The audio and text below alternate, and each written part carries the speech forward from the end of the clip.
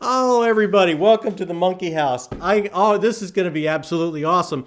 Thanks for joining us here on Talking Story. Most assuredly, thanks to my very special guest, Josh from Red Fury Books. I am so happy you were here, my friend. And the reason is because I love your channel so much. And I'm going to get into all the reasons why. But every time I tune into your channel, it is just like hanging out with a friend. And I think it's that artist journey you've taken, your sensibilities, that you're so open and you share so much of that in your book reviews and your opinions and your interpretations. And I just absolutely love it. So I cannot thank you enough for joining me here tonight. Hey, thanks for having me, John. I mean, I've been a fan of your channel since your first video, so really happy to be here. Wow, that is awesome. And I already have to call out a couple people in the chat. Bert, you're absolutely right. It was Jacob. But he had the best intentions, Bert. He had the absolute best intentions. I want to make my dad more comfortable, and he tried to change a cable to give me more slack, and the whole house of cards went down. So, yeah, poor kid, just trying to make his dad comfortable. And Heidi has already deemed us Red Fury and the Pugman, which I think sounds kind of like, the new sitcom from ABC. So that's there we go. And we got a real future ahead of us. Philip Chase is there. Unlimited Reads, my friend from this is amazing. If you haven't checked out his channel in Australia, he's amazing. He's got the best. He's got the best shelves, I think, of anybody. It's full, right? his shelves are just remarkable. And he always has the best thriller. He hits the best thrillers that some of us miss. Britain's there. So let me get right into it. And right away, I want to start. I just watched your last video on Sunday, Josh. And you said Song for Our Bond, maybe top 10 all-time read for you. Yeah. I have that coming up in a buddy read in February with Chris Navo and Ben at Bingus Khan's books. What do I have to look forward to? Because you cut it short on that video. I did. Well, I turned off the camera there because that wrap up took way too long. It was, it filmed when I was done filming. It was like 38 minutes, and that's way too long for a wrap up. I mean, I had 12 books to talk about. That's a lot of books, though. Yeah, yeah. It was a big month, but I turned the camera off and then turned it right back on and gave my thoughts. And it's coming out tomorrow, and I called it My Thoughts on a Song for Our Bond, because I didn't really do any planning or make it like, if I do a review, I kind of plan and sketch out, at least in my head, kind of an outline of what I'm going to do for a review. But this was just kind of turn on the camera and talk about a Song for Our Bond for about 11 minutes. But yeah, so that's coming out tomorrow. So I don't want to spoil too much of that, but I'll just say that part of it, like what you said about me and my artist journey as a musician, music plays a big role in this book. And because of that, I felt an even keener connection to this. Yeah. I love Gavriel Kay. I mean, I've read 3 of him this year, and they're all 5-star reads. They're all remarkable. Yeah. But this and which 3? It's been Song for Our Bond. What are the other 2? Lions of Al-Rassan. I remember that. Yeah. And Under Heaven. Under Heaven. Okay. And all 5-star. All 3 5-star, without a doubt. And I'm reading River of Stars right now. So he has become, he is just shooting up my favorite author list. And he does everything just remarkably well. I mean, plotting and pacing superb. He's great at character. His writing style he's often known as the writer's writer or the author's author, because the people that write are able to really, I think, appreciate a lot more than, those of us that are just readers, how great he is and how skilled he is. But I'm excited for you guys to read it, and excited to hear all your thoughts, because it's a fantastic book. I think I saw I think it was Brandon Sanderson saying that he's like, he's the best of us. He's he's up there on a shelf. So I mean, I can't wait to get into him. And I love that when you can bring in that artistic the passion of art and how it affects us in life and everything, and that's a thread running through. Like, that speaks to me, as well, from my own past experience. So I'm kind of hoping it's got that, and I kind of reading between the lines a little bit that it does. It does, and it has a lot of other themes that I just love. the one theme I love is just seeing characters of different backgrounds or different cultures learn and connect from one another. And you see that in this book, and it's done just superbly, and it's something I never tire of seeing. So there's just so much about that book that I love. I didn't think at any point this year something could compete with Lonesome Dove for my book of the year. I mean, But that's Song that's for crazy. Arbonne, yeah, it's gonna be a photo finish. So, yeah, it's going to be a knockdown drag out, that 1 and 2 spot.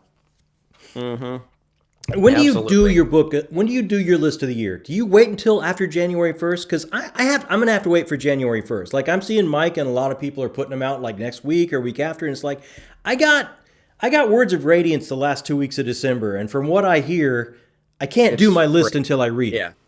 No, I'm putting out. I'm not putting out as much end of the year stuff as I think most probably do. I'm just doing 2 videos. But one of them I do an award show, the Red Fury Book Awards. This will be the 3rd one where I put the tuxedo on and set up the green screen and do all that stuff.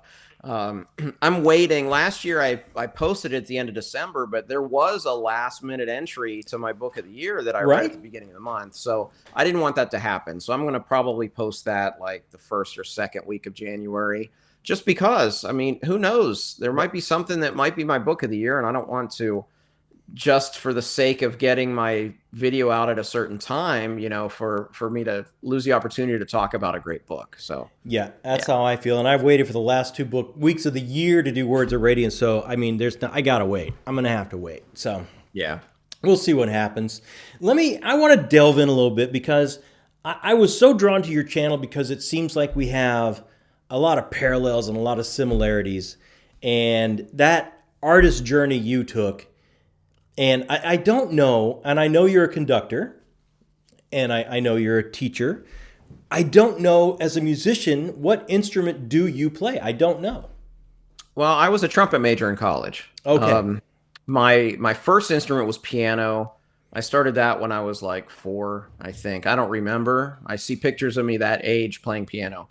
But when I picked up the trumpet in 5th grade and ended up being a trumpet major in college, and I still play. I played earlier today. So it's a lifelong part of who I am is being a trumpeter. But yeah, when I went to graduate school, I got a degree in instrumental conducting and started conducting orchestras. And that's primarily what I do.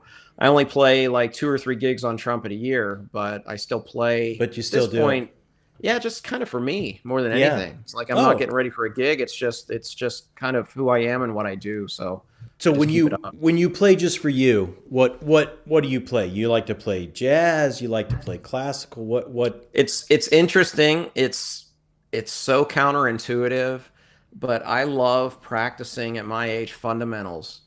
You're kidding. Like scales and lip and just slurs and all of the things that I hated doing when I was a youth. That's the one thing. I mean, I would be shocked to say that like one of my favorite things to practice on the trumpet is an exercise. It's called lip slurs. I hated doing that when I was young. Yeah. So it's just interesting. But I mean, I do play just about anything. I'll pull out solos or orchestral repertoire, or put on a recording, play some jazz, that kind of thing. But yeah, it's interesting. I like just doing the basics. I think I don't know, there's just something calming and grounding for me when I'm working just on the fundamentals. Meditative almost, right?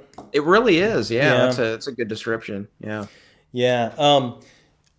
And I know this will be meaningful to you. Most people I talk to that have been on a journey like that, they have that one mentor that was special. And do you have that? Do you have that guy in your back pocket or lady in that back pocket? Absolutely. Without I wouldn't be me. Yeah. Yeah, no, absolutely. My grandfather was a high school band director. No kidding. He was a trumpet player. And I remember very clearly when the band director came down to the elementary school and we had to fill out a little card if we wanted to be in band. You had to list your top 3 instrument choices. And I wrote trumpet, trumpet, trumpet. Because I was going to play what my grandfather was going to play. There was no other answer to that. So, yeah, so he was my first, musical inspiration for sure. And I went into the family business. None of his kids went into it, but I did. And some of my generation, and actually my cousins, like kids, are very musical as well. So yeah, it's kind of a family business, I guess, for me at least. Yeah, it's so awesome. So much of it shows into your, like I say, your interpretations and your reviews and everything. So what is it that you're reading right now? What do you got? What are you working on right now? Yeah, so I'm about 300 pages into River of Stars by Oh, that's Gavriel right. Kay, Okay. which is, it's kind of a sequel to Under Heaven, but it's the same setting, but it's set 400 years later, so it's not really a sequel at all. But you get some fun little kind of Easter eggs in there that kind of informs you of what happened before. But as this is kind of very realistic, historical kind of fantasy, it's one of those where the reader knows the story, but the people in the story don't know exactly everything that happened 400 years ago, because written word and everything's not as available and things like that. So it's very realistic, and it's good. This one so far, I think the narrative's not as tight as the other three, but I'm still under halfway into it, so Yeah. we'll see where it goes. But Give him time. I just love Kay. I mean, the one thing I didn't say on my review, so I'll say it here, about A Song for Our Bond. I mentioned it. Joanna did a discussion that I was on with Jake Bishop and Laura from Fantasy Awash, talking about A Song for Our Bond. And the one thing I said in that discussion was, every time I sat down to read that book, I felt privileged to read that book. Wow. And that book made me remember why I love to read. I mean, it just struck me that powerfully. Wow. That's, yeah. And I'm sure it struck Joanna that way too, coming from a musical background as well. Yeah, she had some really interesting takes on her review, because there are, it's based, I mean, if you haven't read GGK, anybody in the chat or whatever, he bases his worlds based on historic eras from Earth's past. And this is based on France in the Middle Ages. And part of that, you have these troubadours who are these kind of poet musicians, and they're highly revered, and they're omnipresent in the text. And some of them are main characters. And certainly knowing about them from a music historical lens, for me, added another level of connection, for sure. Yeah. That's awesome. I'm working on. I just started today. The last of the Warlord Chronicles. Nice. So I tried to stack up some biggies as Christmas presents, at the end of the year for me. So I know you've read Warlord Chronicles, right? Yeah, it's except for Lord of the Rings, it's my favorite trilogy. Really? Yeah. I love that trilogy. After the book 2, I'm having an issue of where, I know it obviously you would call it historical fiction, but for me, it's got, after book 2 especially, it's like, if you're just enough of a romantic, or you have just enough magic in your eyes from when you were a kid, I mean, you could buy into what Merlin's doing with his quest for the cauldron and stuff, that he's really making a difference. And there's that thread that goes all the way through it, that it's like, there's enough in here to call it magical realism bordering on fantasy for me. But it's also Durfee is not necessarily reliable because of the influence. I mean, I always think back to the scene where he talks about where Arthur picks up Excalibur, and it was just kind of setting on a rock. Yeah. And I forget her name. The patron of Durfee was like, "Oh no, we're going to change that." Grain. To make that sound more magical. We're going to make that more dramatic. He didn't just pick it up off of a rock. So I always think of that. But I mean, there's certainly enough in there to make it, at least to see. I don't know. What I loved about the trilogy is I thought Cornwell's imagination in presenting, this is how it really could have happened, that the legends sprung from these real acts. And that's what I love most about it, was just the whole concept. And I thought it was executed so well. Yeah, I had never read Cornwell before. I had watched the adaptation on Netflix of his Saxon stories, and dug it. I haven't watched the last movie, but I've watched all the other seasons. So I mean, this is the first time I've read them, and it's really, I mean, I'm pretty enamored. It won I put up, I can't remember, 4 or 5 things for my birthday, and this is kind of what people voted for me to start. And it's like, I'm so thankful, because Yeah. it's been a pretty special read for me. Yeah, no, it's fantastic. I'm so glad because I read it, I don't know, 7 or 8 years ago, and I had one friend in real life that read it, and it was very cool. About a year and a half ago, it seemed like everybody on BookTube started reading, and I was so excited because I had people to talk to about it now. Yeah. Because when I read it, I literally knew one other person. Nobody else was talking about it. So it's always cool when those kind of older books kind of find a little renaissance, at least in our little corner of BookTube. I have so much to catch up on, man. I am just like we were both on that Matt's video today about our best book of 23, and it's like I didn't have a lot of choices because I have been trying. When I came to BookTube, trying to find out what I've been missing and stuff, I had no idea who Brandon Sanderson was. I had no idea who Joe Abercrombie was. I've been out of the game for so long. You know, I've been reading scripts. I'd been reading, but I had not been reading what I grew up reading as a kid and loving. And I just had no clue, you know. So there's so much I've got to catch up on. No, I was the same way. I took a big break from reading fantasy, and I didn't come back until pretty recently. So I've been on the same thing, but the best part of it I see is that all of these great series are done. You're not sitting and waiting for anything. You know, it's like you got 16 Robin Hobb books that you need to read. You got, oh my God, I haven't 10 started Joe Robin Abercrombie books you need to read. You know, it's great that all these completed series are done. So that's been a lot of fun for sure. How great is Robin Hobb, really? Because I haven't even started her, and she's the best. Really, like, I mean, just flat out, she's the best. Yeah. Even above GGK. Yes. GGK is, I mean, I've only read 3 by him, but I mean, I would say he's in that same level. I mean, he's vaunting up my favorites list, but Robin Hobb has done things to me emotionally that as a reader, nobody else can even think of doing. Really?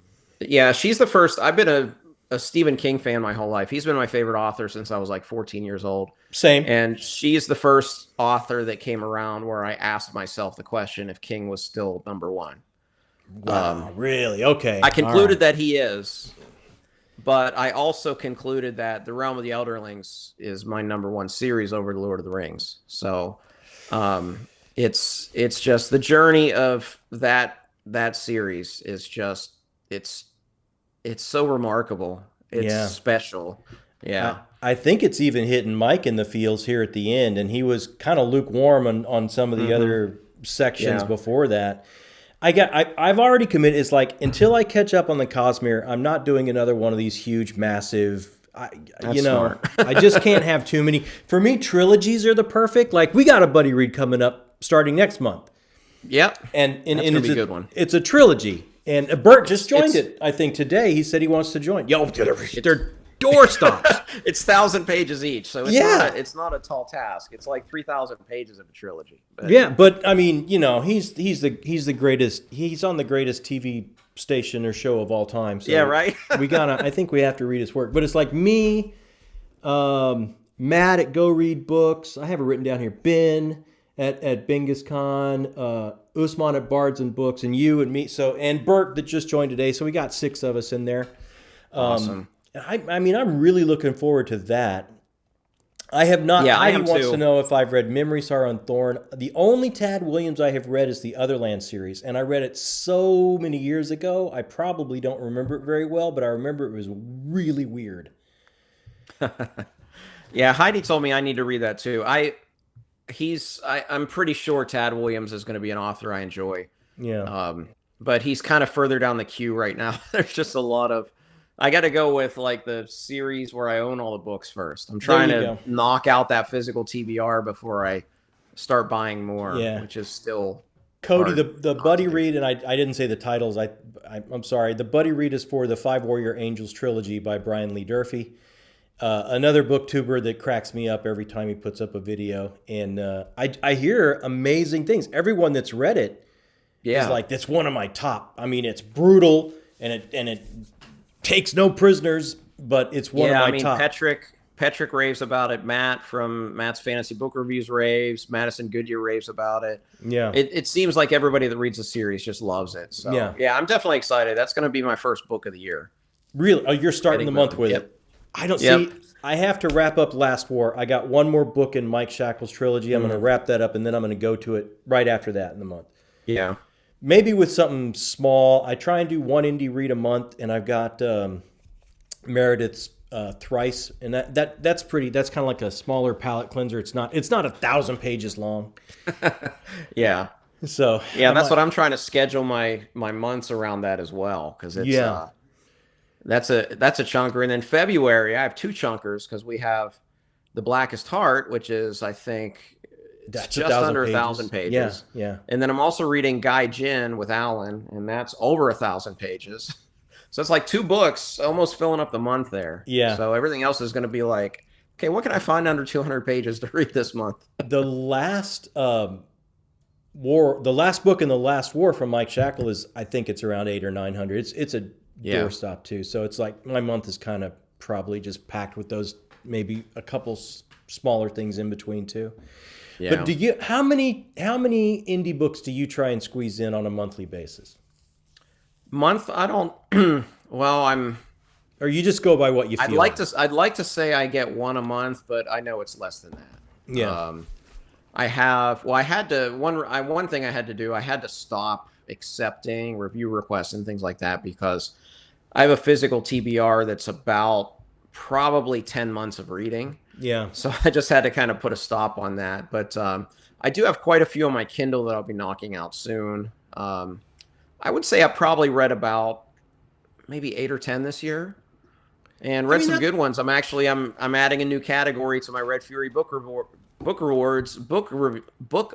Can't talk for best indie. Best indie, yeah. So we know what that's going to be. We know what that's going to be, Josh. Maybe all of us that saw your video on Matt today know what that's going to be. Yeah, there are occasionally spoilers for that awards show, but even so. So that was your favorite, and I don't want to spoil, but your favorite. Was it book 2? Book 3. Book 3 of the trilogy. Yeah. Okay. Man, it all came together just so well. I have read the first book in Dr. Chase's trilogy, and I mean, I gotta tell you, it kind of blew my hair back. I mean, I was really pretty blown away. I love the spiritual journey aspect of it, and I hear that just grows and grows as books 2 and 3 roll in. It does, and the world expands pretty meaningfully in those last 2 books. And I especially liked how it was almost like he expanded it and then he compresses it at the end, and it all came together just very organically. And that can't be easy to do you'll see when you get there and you see like how many people are in how many different places, to get them into a logical situation where all the storylines converge together. I mean, it's some masterful plotting for sure. Yeah. But, and I talked to him a little bit about the first book, and it's like I was really impressed by how he walked that knife's edge of having like a classical feel. Like, you don't read stuff that has that classical feel, and at the same time is accessible to the point where I'm not bogged down whatsoever. Like, the pages are still flying by. Like, it's a real balancing act. Yeah, I loved especially just the writing style, how it's kind of steeped in that kind of more traditional, especially like the dialogue between the characters. I really like that. But it also had just the more modern sensibilities. I mean, I mentioned on my short review of Return to Edan on my wrap up on Sunday that the villain in this book gets a character arc, and you don't see that often. I mean, you see a lot of authors who purposely paint all those shades of gray so everybody gets a storyline, but this was the villain, but he has a meaningful character arc throughout that book, and that's something that I really enjoyed because that's pretty unique. You don't see that quite as often as the protagonist, of course. I loved even in book 1 how, I mean, protagonist, antagonist, they absolutely thought they were doing the right thing. Yeah, yeah, And it is a holy war. So every faction actually thinks they're doing the absolute right thing for the betterment yeah. of everyone involved.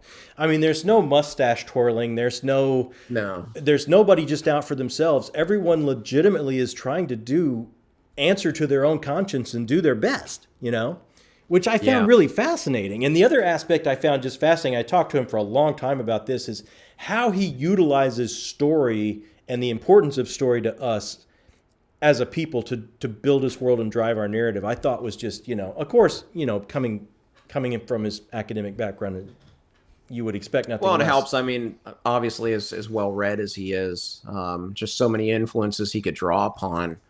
But certainly, I'm not a Malazan expert, but I've read enough to see that, there were some influences there, especially with, like you said, the different sides of the Holy War, where you kind of have people on both sides that you're kind of cheering for. And I noticed that quite a bit in just the 2.5 books of that series I've read.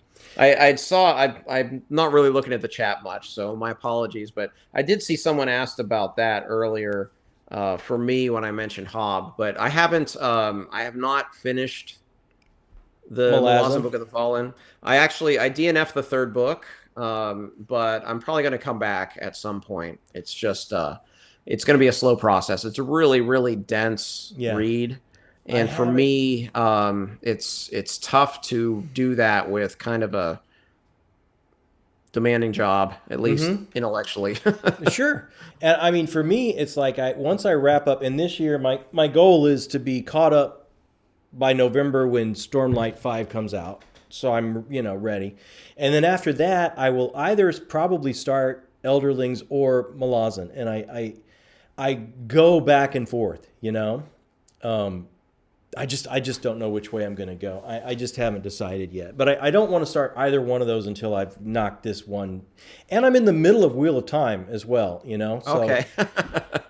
That's a big one. Yeah, I think I'm at 6 or 7, and I kind of took a break because I guess I hit what people call the slog, and it just seemed to be slowing down for me a little bit. I thought I'd take a little bit of a break. So, but I got to get back to that too. Yeah, I read those very quick, but I read those basically during lockdown in 2019. So I read them in about 6 months, amongst other things. But I just kept pushing through them. Yeah, Heidi John Gwynn, I will probably do earlier than later because he works. Well, the first one is what, 5? Malice and. Have you read the those, first one's 4. Yeah, it's 4, and then there's a sequel trilogy, and then the new series he's working on. There are 2 out of the 3 so far. So being that it's 4, like kind of a set of 4, I can kind of knock those out, and I could do one a month and knock those. So I wouldn't necessarily put that on the back burner until I catch up on something big. I would squeeze that in. I want to do that, and I want to do Greenbone Saga, which I haven't done. Trilogies are like the perfect, like for me. Yeah. Like 3 they're months. less daunting. Yeah. Yeah. I mean, I could do one a month. Sometimes they're massive, but it's like you can still think I can wrap this up in 3 months. I don't think I'm going to get hit by a bus. I'll be good. I can last that long. Yeah. I'm actually starting the year with 2 different trilogies because I can do that and figure, by March I'll have 2 of the series that I want to knock out for the year already done. So that'll be nice. So you got ours and what's the other trilogy? So the other one's actually a trilogy of crime fiction. Dennis Lehane's Joe Coughlin trilogy. I love Lehane. He's a fantastic crime author, and I've been itching to read some more crime fiction lately. And there's 4 books left by Lehane I haven't read, and these are 3 of them. So I said that'll be a perfect palate cleanser from Durfee's chunky books. Get some quick moving, crime fiction. It's crime fiction and historical fiction. It's based in World War I. So looking forward to that because I do love Lehane. I bet that reads a lot quicker. Britton, some Okie dude was telling me I got to read. I've never read Lehane, and he was telling me, "Oh man, you got to do it." He's great. I mean, he's probably my number 2 for crime fiction. Connolly, right? It's your number one? Yeah, Connolly's my number one. I think Durfee has the opposite. I think Lehane's his number one and Connolly's his number two. But yeah, Lehane's I don't think is consistent, but he can be grittier, and I think he can sometimes reach higher heights than maybe Connolly can. But they're both great, and it's they're perfect change of pace because they're very plot focused stories, and coming from reading big fantasy chunkers that have a billion characters and world building and lore and magic and all that, it's nice to just have a totally different kind of storytelling to for me, it keeps things really fresh. Yeah, and that plot just drives. The foot never comes off the accelerator. It just like pushes you right through. Yeah, normally they're 350, 400 pages. Like, yeah, I gotta get in on that for sure. I just saw a comment that I was going to bring up, and now I lost it. I'm the worst at tracking comments, man. That's why I like the other platform where it's like right here, so you can see it a little easier. Jacob hasn't blown up for me, but I'm still horrible at it. But I think I wanted to start with Gwyn on the trilogy that book 3 is not out yet. So maybe I'll wait until, when a book 3 has a release date, or should I start with the first one, the series of 4 that starts with Malice, I think?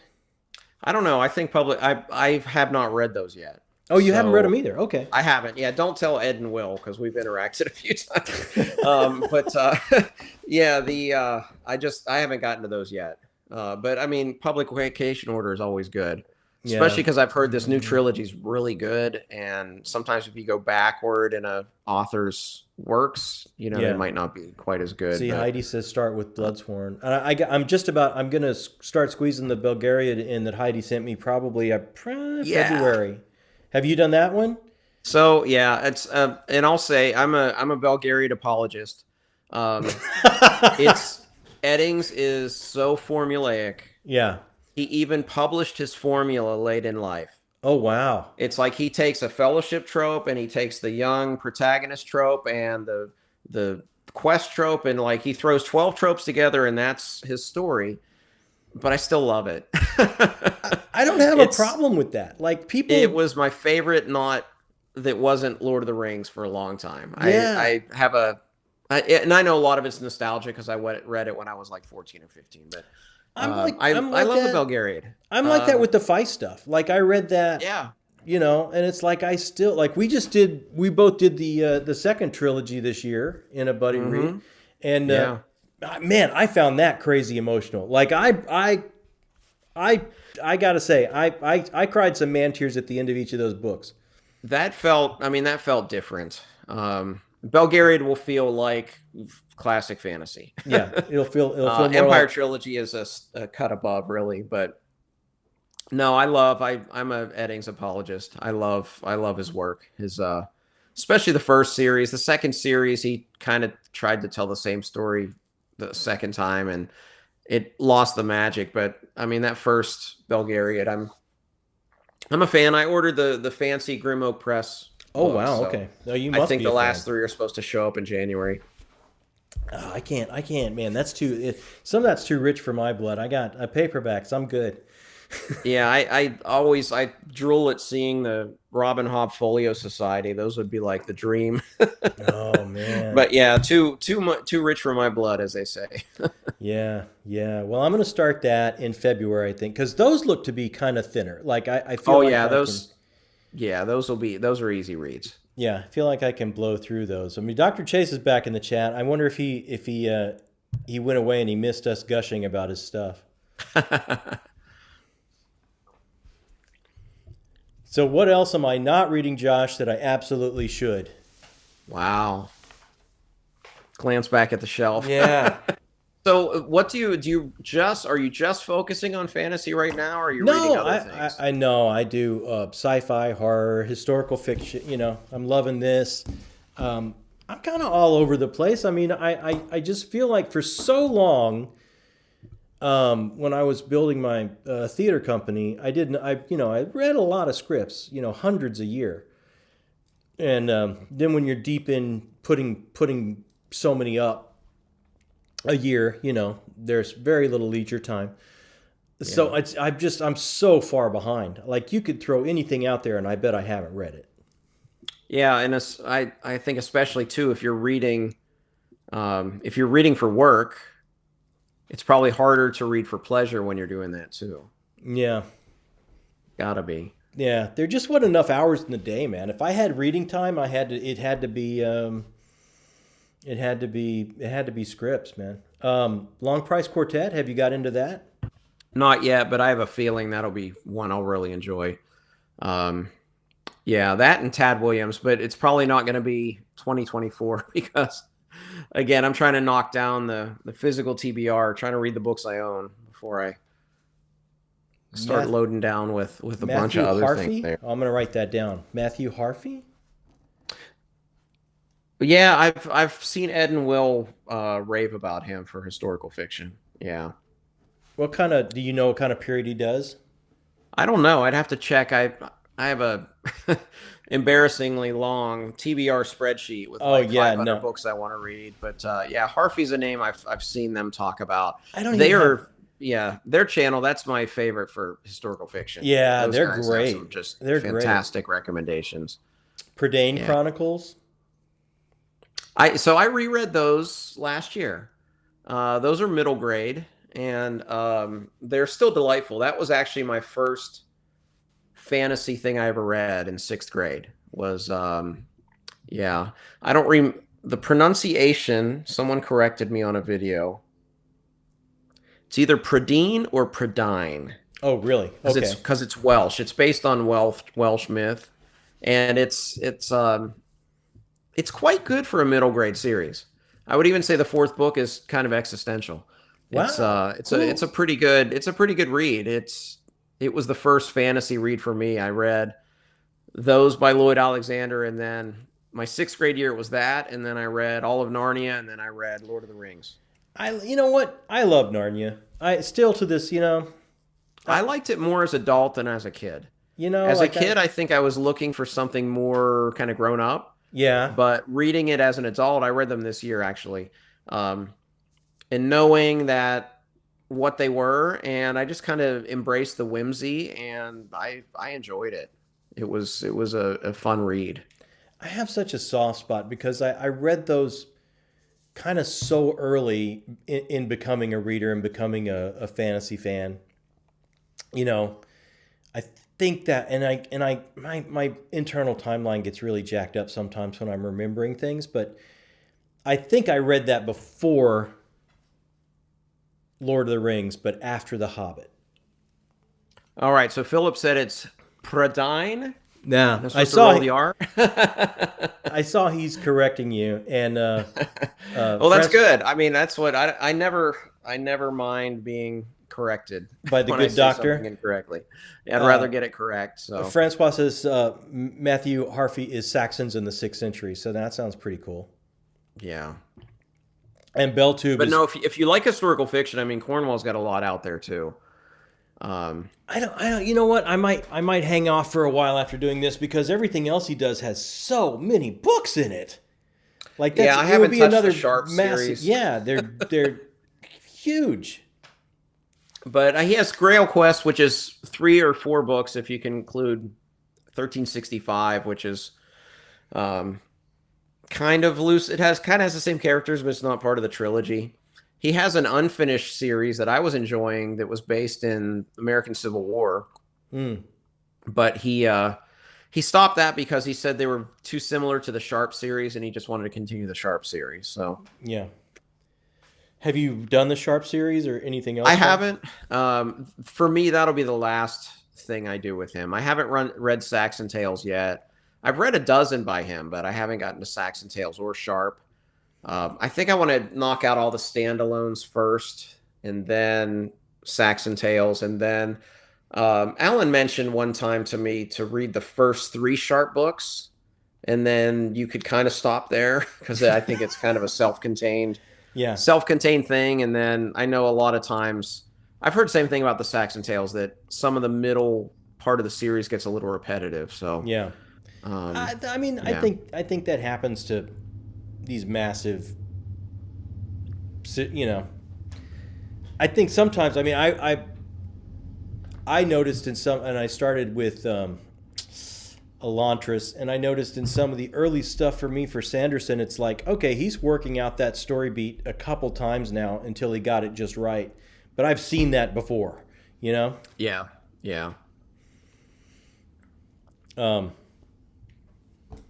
Dreaming of the Eagle is an experience. Oh yeah, I want to read that. The Boudica books. Yeah. Yeah. Yeah, So- those sound great.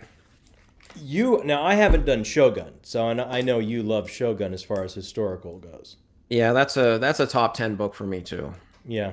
Yeah, at some point I'll do my top 10 favorite novels. I haven't gotten to that yet. My plan this year was to do a top 10 list every month, and then I've done 3, I think.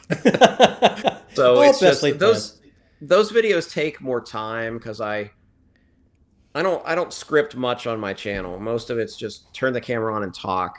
Those top 10 lists, because I know, especially over time, more people are going to watch them. I kind of semi-script them. I usually, for each book, I script like 3 sentences and then just kind of riff from there. So they take a little bit more time than just the typical, like the wrap-up where you just, okay, make sure I have my list, make sure I don't miss anything, turn on the camera, talk for a while, and, I just did a wrap-up and I forgot one because I had the stack that I was going through, and it's like I read one that was an ebook. Oh, it was I felt horrible because it was Dr. Chase's book. And it's like, then it's like at the very end, it's like, oh, I almost forgot. I read and I loved the book, but I just forgot because it wasn't there. But I have since fixed that because I ordered all 3 in physical form because I want them on my shelf.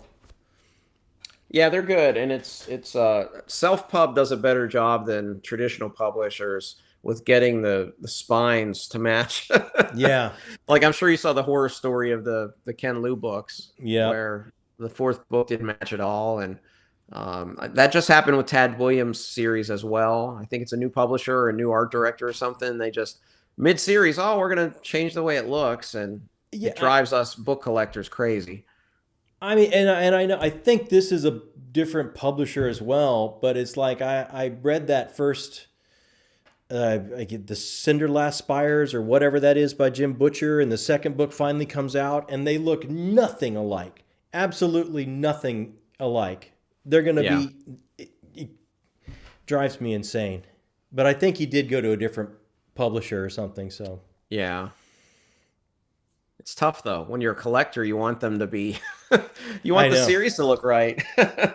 I know. Yeah, I love it. Petrick I don't know if he did a whole video or rant on that where he was salty. Yeah, salty I think Petrick, he was salty Petrick on that for some. Yeah, he goes salty when he sees something like that.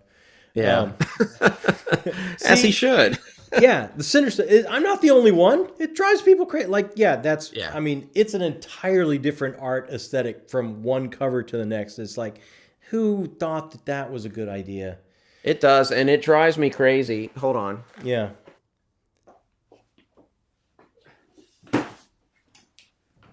So you think you're ordering trade paperbacks for GGK, and I bought like my first 2. And they're the same height. Mm-hmm. And then I get Under Heaven, and it's one of these taller ones. Oh. Like, okay, now what do I do? So now it's like, okay, I got to find a full edition of all the GGK stuff that's the same height, so they look good on the shelf. Drive me crazy. Have you tried the Eater Saga yet? I have the first 2 on the shelf. I think I'll start that at the end of next year. Everybody pretty much tells me that I'm going to love that series, and I'm going to love Rockio as an author, and it's just about time. Yeah. I've been purposely not reading, and I'm still kind of there, not reading any uncompleted series. I just say I have one George Martin in my life. I don't need any more. But part of it is that there are so many completed series that I haven't read, so I might as well read those. I still buy them. Like when an author that I want to read puts out a book, I buy it to support the author, but I'll wait until, the series is done before I read them. But it seems like Rockio is pretty consistently like hitting his targets and everything. And I know there's a release date for the 6th book, and it seems like the 7th book will be out pretty much after that. So I feel confident that I could probably start that. The at the end sixth of book next is year. out in April. I've just read the first one, and he was nice enough to come on and let me talk to him. And I just read the first one, and I think he punches the clock pretty well. Like he's stayed pretty prolific. I think he had a little of a break for a while. But I know the sixth book comes out in April, and I know he's hard at work on the seventh. And the seventh is the last one. So I think you're pretty safe. But I think so. I do think you'll like it. I mean, there's a lot going on. Like there is a lot. It's one of those you just like you can read something and then okay, I'm going to set that right here for a second, because I got to let the wheels spin a little bit. Yeah, yeah. But no, and I've heard like his writing style is something I'll probably connect with, and yeah, I'm definitely excited for that because especially like the people that read more sci-fi than me and know my tastes think that it'll be a series for me, which is great. When I put out my top 10 sci-fi lists, I mentioned that I'm not as well read in that genre as I'd like to, and I get a lot of great recommendations, and a lot of people just said, based on your reading taste, Sun Eater is going to be a series for you. So yeah, I feel hopefully the same. next year. Like I think like you, Hyperion's way up there for me. The Cantos is way up there for me, and I really for me to think Rocchio was between 18 and 21 when he wrote this first book is just like it's not even fair, man. Like that's kind of sick. It's not fair. Like I remember myself at 18, and it was no. I know right. It's not right. And we're both of an age that I'm glad looking back that I didn't grow up with social media when I was 18. Oh, we would be. I would. I don't get it how people do that.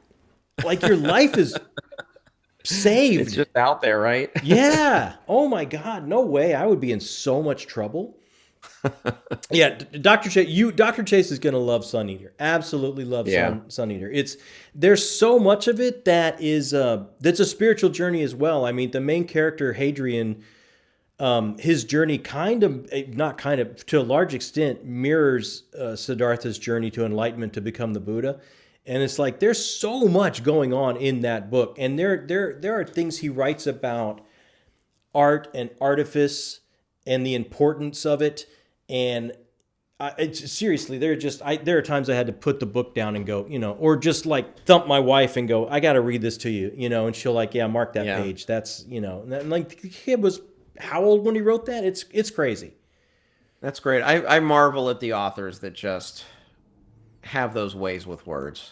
I mean, we were having our talk about GTK yesterday, and just some of the quotes that the other panelists brought up, but then some people put in the chat as well. It's just like, how do you come up with a phrase like that? It's just so beautiful and so hard hitting and so many emotions with just words. It's remarkable. Yeah. Nick Horvath is saying Summer of Evil is great by Dan Simmons. Have you read any of his horror stuff or just the sci-fi stuff? I read The Terror, which, I mean, The Terror and Hyperion are my two top books by Dan Simmons. The Terror is fantastic. It's almost like historical fiction / horror. Yeah. I really enjoyed that. He was an AP history teacher, so. Yeah, I remember reading that somewhere. Yeah, that's pretty cool. I met him at a couple signings. Super nice guy, or at a signing, he was a super nice guy. And nice. I would say Carrie and Comfort is one of my faves of his. Summer of Night, A Winter Haunting, those two kind of go together. Those are great. If you want to try any of his horror stuff, I would say those three. Yeah. The Terror is really great, but those three are, he kind of hits it out of the park on those. Yeah, I also read Drood, which was interesting. And then I read the Ilium and Olympus duology, which didn't work for me quite as well as Hyperion, but easily one of the most ambitious works of literature. I respect, he goes for it. Give him credit. I respect Drood, for the experiment he was going for. Yeah. I'm going to reread it again. So I read a work of Dickens every summer. Yeah. And when I get done, I'm going to read The Mystery of Edwin Drood and then read Drood by Dan Simmons and see if See if it hits differently because I haven't Yeah, read the original. I'd be curious. I I mean, I bet it think I would. have. I got like 15 years to get there. I'm at least 10 years to get there. It'll be a while, but that's the goal. Yeah, well, it's good. It's good to have goals, my friend.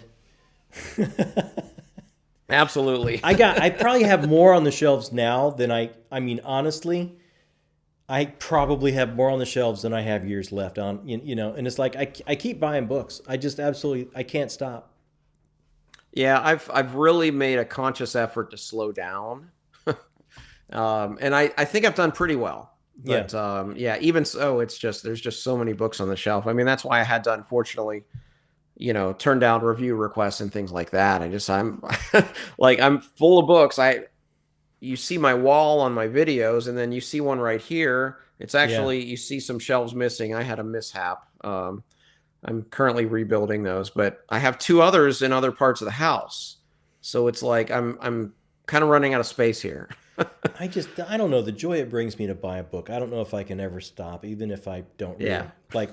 Chris Navo saying, have either of you read Adrian Tchaikovsky? And I haven't, but I bought a book of his because I I want read to. uh I read City of Last Chances, That's the one I which came bought. out earlier this year. I was shocked that nobody compared it to a 19th century novel, at least the reviews I saw, because that's what it totally reminded me of. Um, People mention the Les Mis vibes, which is in there, but he kind of unfolded it like one of those stories, and it's just fascinating. It's a big departure for his writing because he every chapter kind of follows a different character, and some of them you don't see them again except as a secondary character, and it's just Mm. a really interesting way to tell the story. But I was impressed with that book quite a bit, so I'll definitely be reading more of him. But that's That's it. I haven't gotten to Shadows of the Apt or anything like that. no, and that's like 15 or something, right? Like I think there are 10. yeah, I Yeah. got that one because I think the follow up one is coming out in 2024. So it's like I heard good things, and it's like, okay, I can do two. I can do a duology. Yeah. That seems doable. So I grabbed that one. Matt at Go Read Books says he's officially run out of room for books. I feel you, Matt. Yeah. Well, I mean, I think we all bought the Durfee books. I mean, those take up a lot of shelf space. Just those three. Yep. He cracks me up. I can't get enough of him. He makes I laugh out loud He makes almost it, every yeah, he time. makes it he makes it fun for sure. Yeah. He always swears he's going to edit those videos, and then he never does. But yeah, I love it. I mean, he's on brand every time. Yeah. So it's that's his brand, and I mean it works. I mean, we Yeah. watch and we we enjoy it. I So watch yeah, I enjoy every one of them. Heidi, I am going to use my second credit. I have a road trip coming up. The drive to New Orleans is going to be Dungeon Crawler Carl, and the drive back is going to be Black Tongue Thief. So I've got it. I've got it planned out. I have the nice. hardest time with audio, but I'm stuck in a car, so so it's the perfect time to give it a chance. Yeah. Can you do So audio? I a year and a half ago that answer would have been no. Yeah. But now the answer is yes. But I found for me certain types of books I can do audio and really enjoy them. I can't do epic fantasy audio. Too many characters, and I like seeing names. It's for me. I'm visual. I have to see the name to remember it. So shorter books, smaller casts work really well for me. Like I'm listening right now to a Lee Child work of crime fiction, and it's great. Small cast. There's like There a you dozen go. Yeah. characters. Yeah. It's easy to keep track of everything. The other thing I've enjoyed this year is I've listened to a lot of first person memoirs where usually the person writing the book is reading it. And I've That enjoyed sounds those cool. quite a bit Yeah. because it's that almost sounds- like, I'm in the car because that's where I listen most of the time. That or if I'm cleaning house, that's about it. But so like I'm in the car and I'm sitting next to Trevor Noah and he's telling me the story of this memoir. And those work really well for me, but I can't do big chunky books or things with like names that I need to read. Like I don't think science fiction will work well for me, except for like I've done some Star Wars books. Yeah. But that's more, I lighthearted. I fall easy. into the trap of doing theater for so many years. When I start listening like maybe a biography, if it's the person that wrote the book, would feel different to me. But it's like, well, why? I don't know if I would have done that choice with that line. Why would you go there? I mean, why can't they make this more of a? Why does he have to keep saying he said, she said? Why can't they make this more of a script form? And then by then I've missed half a chapter because I'm thinking about the performance aspect of it, and I'm not listening to the story. And every time I just end up rewinding it. Well, and I think that's valid. And I'd never be someone that says that listening to an audiobook is not reading. I'm not one of those, but I do feel that it's a different experience because you get the narrator's interpretation of the text. Yeah. So instead of the author's words going straight to your imagination, there's kind of a middleman there. Right. And I'm sure most of these audiobooks, the author isn't sitting there and making sure that the narrator delivers all the lines correctly. So it's definitely a different experience. Right. And that's why I kind of gravitated towards like these memoirs where the person that wrote it is narrating it. So the delivery is going to be perfect. And they have absolute authority to deliver this material. Like it's their life. What I find is I'm tuning into a performer that's between me and the author's words and the character motivations and intent that I might interpret different. Yeah. And I get wrapped up in that. But I hear these are two of the best, and Black Tongue Thief especially, like I know that author initially was a live performer. He would do monologues and stuff. He was a monologist and stuff. So it's like, okay, cool. And he reads his own book. So it's like, okay, perfect. Yeah. I have no problem here. He has absolute authority. So, and then I hear Dungeon Crawler Carl is just like the epitome of what audiobooks are for fun and stuff like that. So I feel I got two of the best choices I can make. Yeah, I just downloaded the next Dresden book because I've heard that James Marsters is really good, and those are first-person narratives too. So definitely interested in that. I think those books are a lot lighter and a lot faster, even though it's fantasy. It's almost kind of like the crime fiction things I read, where it's I know you're waiting for Dresden to grab you. Which you're on? What book are you on? So I just finished the third one, and the third one was great. Yeah. But Jake Bishop told me it's the false peak because it's about to go back down. So we'll see. I don't know if you ever heard Jake talk about the Dresden books. He has this whole narrative that seems to follow. It's like, oh, this is a good book. And then the second one's like, not really. Oh, the third one, it's a good book, and it goes through all that. But yeah, I know when you hit Summer Night, for me, when you hit Summer Night, it's like, okay.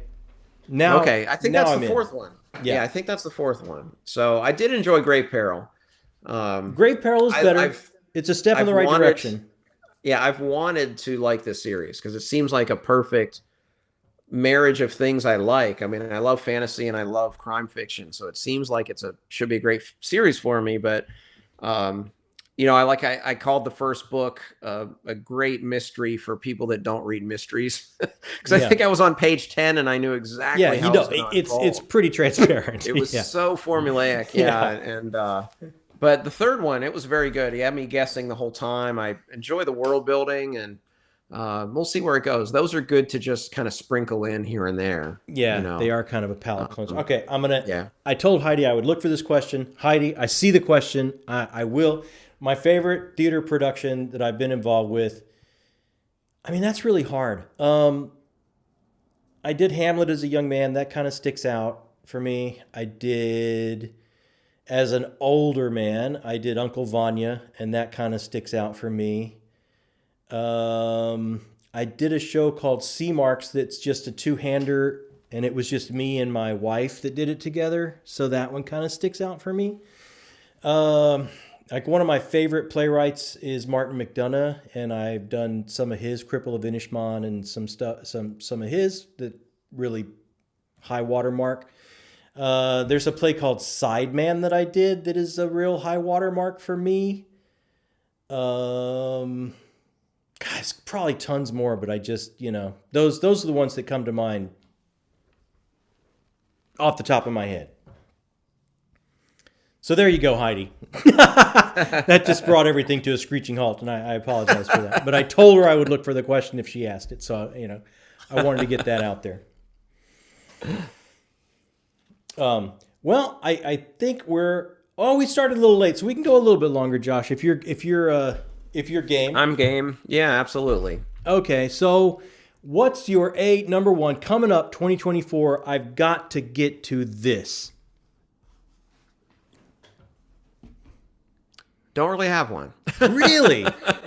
Yeah, I'll have a video out of the 12 book series I want to read next year, but it's not like read entirety. So, I mean, yeah, there's no real like huge thing. I mean, I guess Stephen King has a new book out in April, so I'll read that. But Stephen King. Yeah, there's nothing I'm really itching to have to read. It's just kind of like I want to read this next year. So yeah. Now I know I got one coming up. My list of coming up in 2024, and I got an art copy actually. J. Michael Straczynski has a new book that's coming out here in a couple of weeks, very beginning of the year, and I'm a huge Babylon 5 fan. So that for me, like that's a big deal. I got to read that to start the year off. Nice. But other than that, I mean, I got to catch up with the Cosmere. That's weighing on me because those books are massive, and I understand Words of Radiance is great, but then you say as you went on, you got more and more Luke. Yeah, I'm the 1, 2, 3, 4. Really? Most people have number 2 as the best book, but I felt that, especially the 3rd and 4th books, they felt bloated to me. I thought Rhythm of War has some major pacing problems. I was shocked that none of his beta readers pointed that out or at least changed it, because I thought it had some major structural issues. That said, it's Sanderson, so I have no doubt that he's going to stick the landing of this first arc in the 5th book. Yeah. But when I say like major structural issues, I think I still gave it like a 3.5 out of 5. Yeah. I mean, it's still, but could it be he's still consistently great because he always ends very, very well. But I felt the last 2 books could have been like at least 200 pages shorter. I didn't feel that in the first 2 books. I thought the first 2 books they justified their length, and I really enjoyed them. But I really loved the first book, The Way of Kings. I truly loved. I mean, same. We both grew up reading Stephen King, right? I think that's safe to say. I mean, I grew up reading Stephen King. You say he's your fave. So could it be the same situation that I think King falls into in some of his later careers? Like, who's going to edit Stephen King? Like, if he wants to go on for a while, I mean, no editor's going to go, Stephen, we can lose this chapter. We can lose. Like, do you think Sanderson could be getting to that level of, I mean, his book is coming out a totally different day than publishing normally releases a book. Yeah. I mean, could he be getting to that point where no one's going to cut him? I think you answered your own question there. I think he has become that big. Yeah.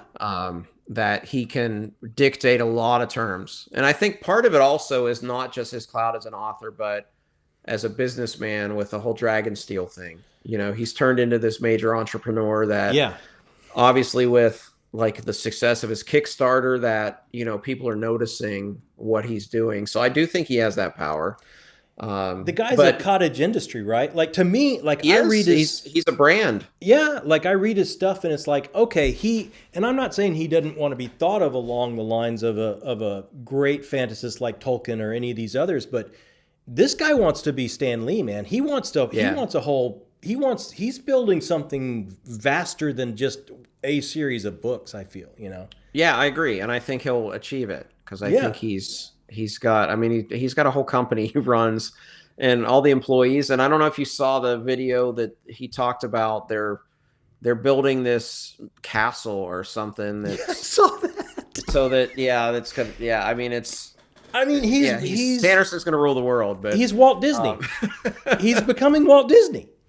But he is, and he's his own brand. I mean, there's like Skyward books coming out that he isn't writing, and he hired Dan Wells to start writing Cosmere books, and it's he's become that big. But part of it is, I mean, obviously he resonates with a lot of people, and I think the one thing he is very good at, he's very consistently good about ending his books well. Mm-hmm. And that always makes people want to read his books. Like even the criticisms I had with Rhythm of War, my God, the ending of Rhythm of War is awesome. Yeah. Like the epilogue is incredible. But I mean, my guy has a blue collar, right? Like he punches the clock. Like I think in this absolutely. time, I would love to have on this desk in 2024 a George R. Martin, a Patrick Rothfuss, a Scott Lynch. You know, I would love, these would be my top reads if they were coming at all, you know? So, I mean, I think he's kind of the antithesis of that. And I think that's part of the reason why he's so popular. And I do think he's I was blown away by Wake. I think he's a great storyteller. I enjoyed Mistborn Era 1. Absolutely. There's no doubt. His imagination is, he may be the most imaginative person in the genre. I mean, you think of just all the different things that he comes up with. I mean, his imagination is, well, you mentioned Walt Disney. It's just off the charts. Yeah, it really is. And he does write very fast. And I think that helps people see him. He's always got a new book coming out. Right. So. He doesn't rely on creatures that we've all seen or settings that we've all seen. Or, I mean, he creates, man. He sits down and punches in. It's pretty amazing. I mean, it's just like a very bad comparison of BookTube. People that put out more content, they're going to be more popular a lot quicker. I mean, that's the surest way for all of us if we want to really grow our channels is to just pump out more content. Yeah. And he's done that obviously as an author, but of course it's, most of it's pretty quality, but just the fact that he's in your face at a bookstore, you see the new one coming out. I mean, he put out five books basically last year. this year. Yeah. I mean, he's in your face on BookTube. Like he has his own channel. He's he's ever present, like he understands, like he absolutely understands the way to the heart of the fan. Like absolutely in ways that I don't think I've seen. He understands the era he's living in and how he can touch fans better than kind of any other writer. Before we go, I got to wrap up. Like I was saying, you grew up reading him. I grew up reading him. Stephen King. Do we really need a sequel to Cujo? Like, are you excited? It's only going to be a short. It's only going to be a short story. I would say no because this is what didn't he admit that he doesn't even remember writing Cujo because he was so high? Well, yeah. It was like during his cocaine phase. He doesn't even remember writing the whole book, and now he's going to write a sequel. That is one of the things I love about King, is that he puts so much of who he is and where he is in that time and his personal journey into his characters in the books. Like, that's why I connect with the characters. And I bet if I met him in person, you would feel like you would connect with him. It's like there's so many bits and pieces of you that I've gotten through 80 plus books over the years. Yeah. You feel like you know the guy, Yeah, I don't mind it. I'm fine with it. I mean, if he wants to write a sequel to It or one of my beloved Stephen King books, I might be mad at him. But then again, I mean, Dr. Sleep wasn't bad. I enjoyed Dr. Sleep. I mean, so that was fine, but I don't want to see The Stand or It or 11/22/63 or any of my top favorites to get a sequel. So I'm fine with Cujo. I was let down. I mean, The Stand is mine. I was let down by Fairy Tale. I thought he really whiffed there. Yeah. I liked Holly better than you did. I respect what he was trying to do, and I think he succeeded enough to where it was like, yeah, hey, fair play to you, man. At the point of your career and your age to take a swing and want to do something different, fair play to you. I thought it was really cool.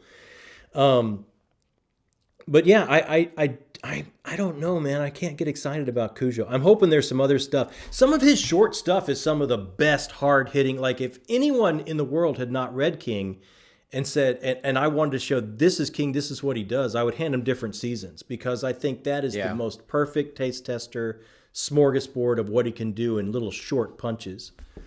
Yeah, I think one thing I am actually going to start this year is to reread all of his short story collections because he is quite good at the short form. Yeah. So I want to read a lot, especially I want to experience a lot of the earlier ones like Night Shift I read. It's probably 12 years old. I don't even remember it. It's so long ago. So, and then I was talking with Mike. I bet I was last month, and he mentioned that he thinks 4 Past Midnight's even better than different seasons. So, I read that. I gotta. Yeah, see, that's me. It's been a while. Yeah, my teen years. A lot of it's a haze, but different seasons landed so hard for me. And then I think also has the bonus of I've seen the films that were like some of the adaptations from that are truly good adaptations. You know. Oh yeah, for sure. Have you read his any of his son's work?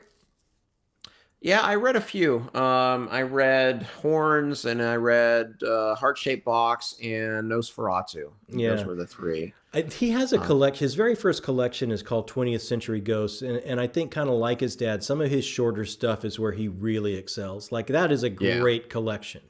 Yeah, that's good to know. Maybe I'll pick that up. Yeah, and it's a good palate cleanser because it's it's not huge, short stories. You can have a little different taste after a big chunker or something, you know? Yeah. I've been doing that as well just this year. Every time I finish a book, I've been reading a short story. So I always have a short story collection going. And it's been good, especially, I mean, I tend to read a lot of genres anyway, but if I am doing back-to-back fantasy books or something like that, it's nice to just hop into, a short story just to break it up. Yeah. I love how much different stuff you read. I always love to check that out on your channel, and I will continue to check it out. And I thank you so much for spending the time with me tonight, Josh. You are a true scholar and a gentleman. Thank you, everyone in the chat, for hanging out with us. And we will see who turns up next. I have no idea who's. Maybe Andrew. I think I told Andrew we would have him on it after I was on his channel. Cool. I think so. I don't want to break a promise. Andrew is super cool. But Josh, dude, you are amazing. It's so cool to actually get a chance to talk to people and meet them, and they're every bit as cool as you hope they were from watching their content. And you, you, my friend, are absolutely that. Well, thanks, John. It's been a pleasure. Like I said, I caught your very first video, and I've been watching your channel ever since, and it's fun to see it grow so quickly, and onward and upward, my friend. Yeah, I don't know if it's growing quickly or not. I try not to look too much, but I mean, I'll take your word for it, and I'll take your word for it on my first video because I'm not going back and watching that. I think most of us feel that way, but no, yours already had like good audio, good video. Most of us, like, I did my first one on my laptop, so yeah. You know what? That's all Jacob. That's all Jacob. When he's not trying to make me more comfortable and change out cables before a live stream, that's all his department. Well, that's good. You got a tech support in your back pocket there. Oh, if you only knew. I don't even know how my phone works. I just hand it over to him a lot of the time. Josh, again, thank you so much. Thanks, everybody. Thanks, everyone in the chat. Big wave while we go.